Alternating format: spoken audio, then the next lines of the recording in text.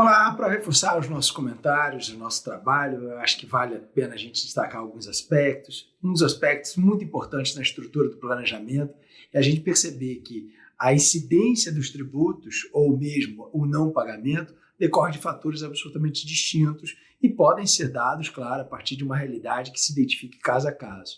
Eu falo isso especialmente para reforçar a distinção que historicamente se dá entre as situações de isenção e não incidência. Os casos de não incidência é por exatamente a falta de previsão normativa. Então, fala-se, no caso da não incidência, quando você não tenha lei que institua a hipótese tributária como um padrão, como uma regra. O grande exemplo, mais fácil de todos, que talvez nem nos interesse muito, mas serve como bela ilustração, é o caso do imposto de grandes fortunas. O imposto de grandes fortunas, como todos nós sabemos, está autorizado pelo Constituinte, mas nunca teve uma norma, nunca teve uma lei que o estabelecesse de modo efetivo.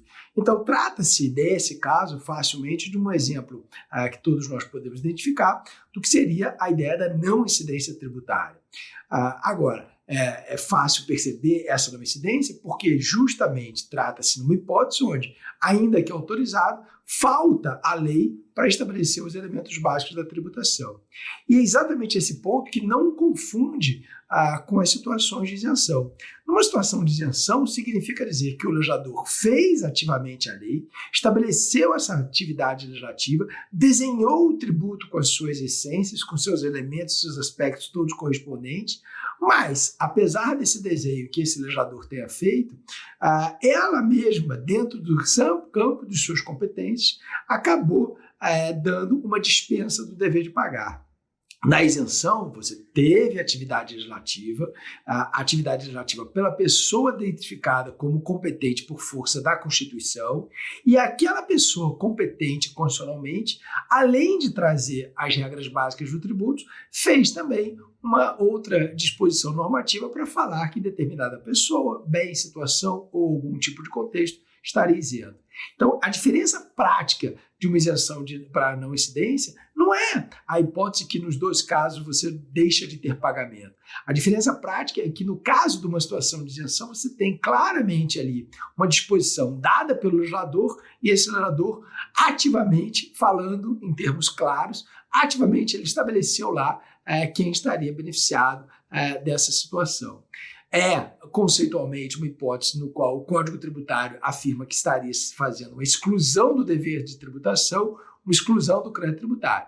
Mas é fácil perceber na vida prática a diferença entre elas, porque existe uma ótica legislativa, uma atuação legislativa, onde, no final das contas, se dispôs sobre qual é aquela hipótese que está dispensada do dever de pagamento.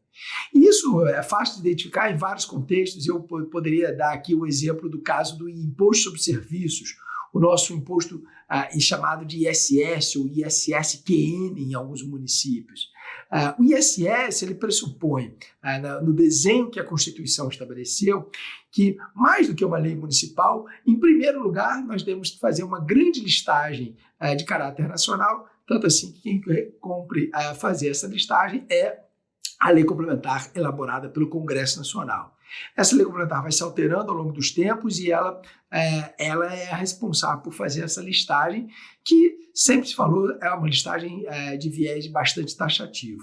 Nessa taxatividade da lei complementar do ISS, o que se percebe ao longo dos tempos é que você tinha situações onde esse legislador não tratou, e aí vem exatamente o exemplo de não incidência. São vários os casos que se percebe a não incidência e, eventualmente, depois a atividade legislativa tentando prever aquele contexto. Então, a gente tinha casos das atividades relacionadas à franquia, que não era previsto originalmente, mas aí depois, em 2003, passou a ser previsto.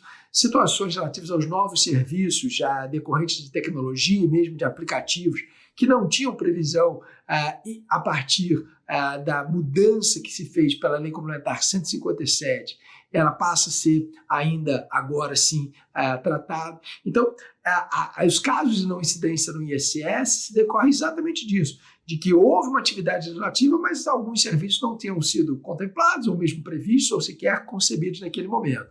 Até que o legislador mude isso, aquelas são situações de não incidência. Em vez ou outra, a gente ainda tem aí nos debates nacionais casos onde alguém tenta identificar se aquela sua atividade está lá ou não contemplada como uma situação incidente dentro do padrão do ISS. Isso vai ser completamente diferente se imaginarmos casos de isenções, porque aí vejam, já não passa mais por essa previsão grande que o Congresso Nacional vai ter que fazer em relação ao imposto. Uma vez pensado o desenho estrutural do ISS, tanto pelo Congresso Nacional quanto por cada município, será uma situação de isenção aquelas no qual o próprio município vai falar o seguinte, olha, para esse serviço aqui, para aquele serviço ali, e aí fazendo isso por meio de uma atividade legislativa, ele estampa qual é a situação de isenção. Então, é fácil perceber a diferença, nesse caso do ISS, entre as situações de isenção e de não incidência.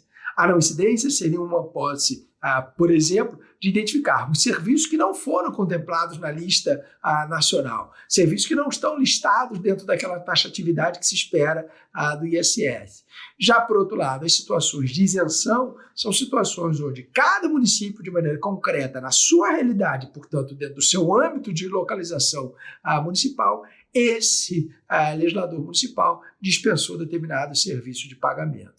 Então, ali é fácil perceber a diferença porque há uma previsão específica e, nesse caso, uma previsão específica por parte do município. Na verdade, me vale até desse exemplo para lembrar a todos o seguinte, toda vez que falarmos de uma situação de isenção, haverá uma atividade legislativa. E aí é importante que se identifique que essa atividade legislativa, em cada um dos nossos tributos, envolve também identificar qual é a pessoa competente, e falo eu em termos federativos, que vai conceder aquela dispensa. Seja num tributo federal, estadual ou municipal, perceber a competência de cada um dos nossos entes e identificar que, em razão dessa competência, haverá uma atividade legislativa concedendo isenção sobre determinada hipótese tributária. É essa o primeiro comentário interessante aqui sobre a distinção entre isenção e não incidência.